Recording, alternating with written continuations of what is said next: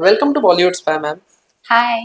First of all congratulation, आपकी नई movie अंदाज 2 आज ही रिलीज हुई है थैंक यू। और दर्शकों का बहुत ही प्यार मिल रहा है। आपसे जानना चाहेंगे कि आपका कैसा ओवरऑल एक्सपीरियंस था, जबकि अंदाज 1 एक आइकॉनिक मूवी, हिट मूवी थी जी। और इसके ही दूसरे पार्ट में हिस्सा बनने का आपका कैसा एक्सपीरियंस था?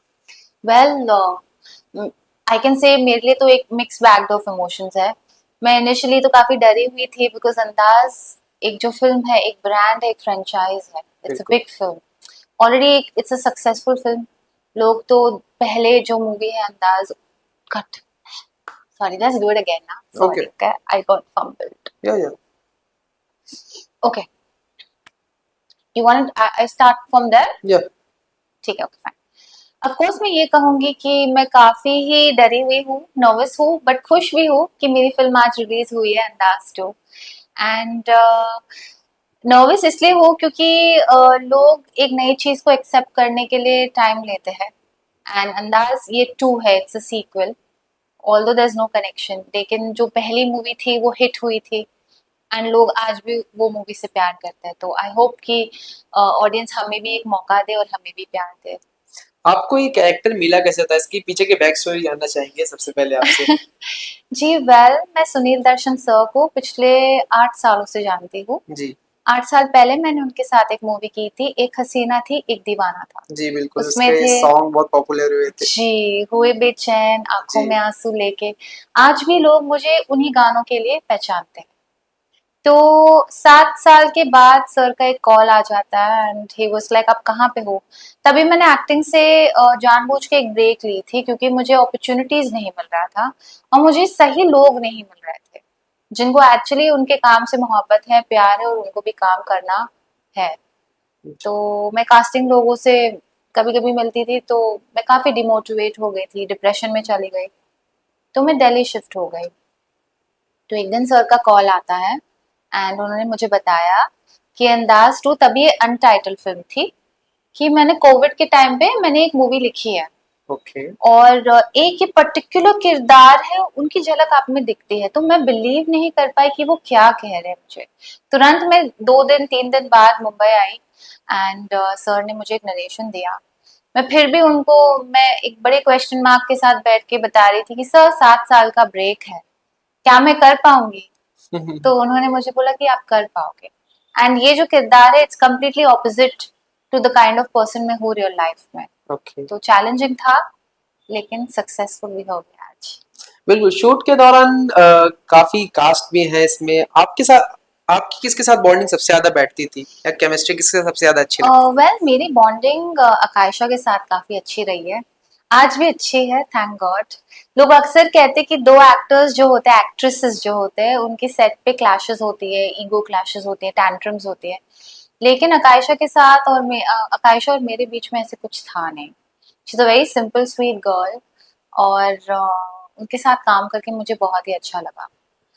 आयुष के साथ एक तो बार ऐसे कुछ इंस्टेंसेस थे जहाँ पे हम दोनों के बीच में कभी कभी छोटे मोटे मिसअंडरस्टैंडिंग्स हुआ करते थे। जी।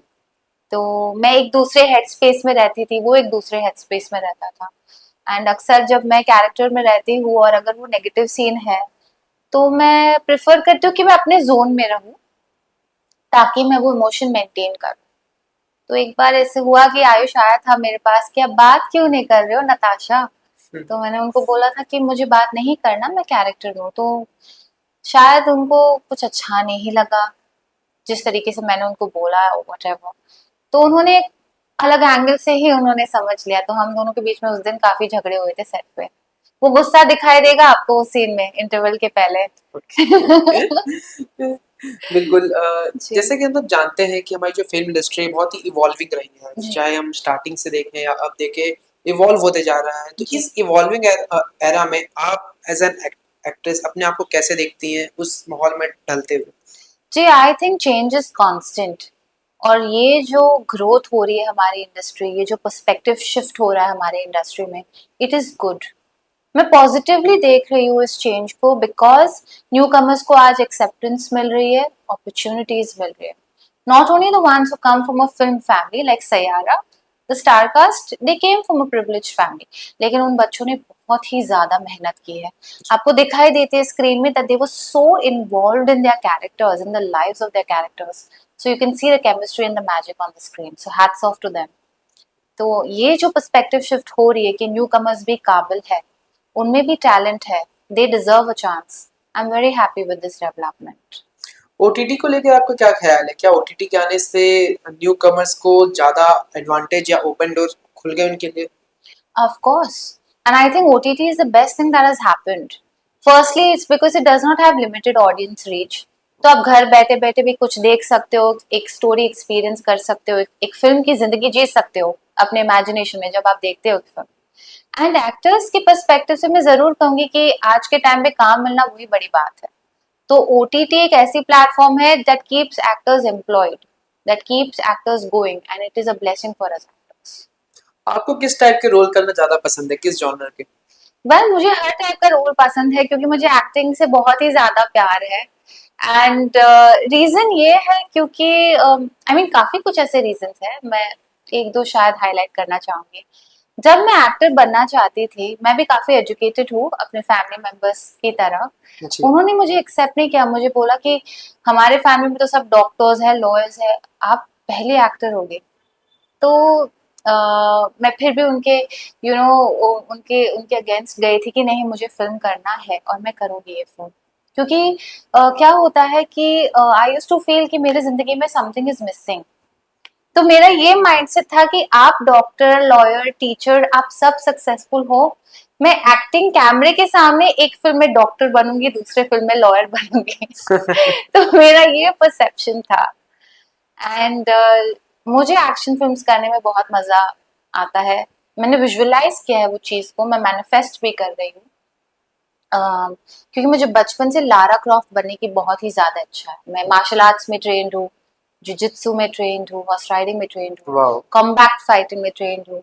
वो भी मेरे डैड के वजह से, because my dad trains martial arts and he is into the black commando training regiment, so yeah, so I'm quite skilled like that, तो मुझे वो स्किल यूज करना है कैमरे के सामने। बिल्कुल। फाइनली आपसे ये जानना चाहेंगे कि अंदाज 2 के लिए आप ऑडियंस से कितनी उम्मीद रखती हैं, क्योंकि आज ही रिलीज हुई, आपको कैसे रिएक्शन मिल रहा है अपने फ्रेंड्स और फैमिली से? शेयर तो किए ही होंगे उन्होंने। ऑफ कोर्स, सुबह से आप बिलीव नहीं करोगे मैं कुछ खा नहीं पाई हूँ, इतनी एंजाइटी हो रही है मुझे। मैं बस बहुत ही ज्यादा मिक्स्ड रिएक्शंस आ रहे हैं। कुछ लोग हमें बहुत ही ज्यादा प्यार दे रहे हैं, कुछ लोग क्वेश्चन कर रहे हैं कि ये कैसी फिल्म है। बट मैं दर्शकों को ये जरूर कहना चाहूंगी कि एक फिल्म बनाने के लिए सिर्फ एक एक्टर की जरूरत नहीं होती है, एक डायरेक्टर की जरूरत नहीं होती।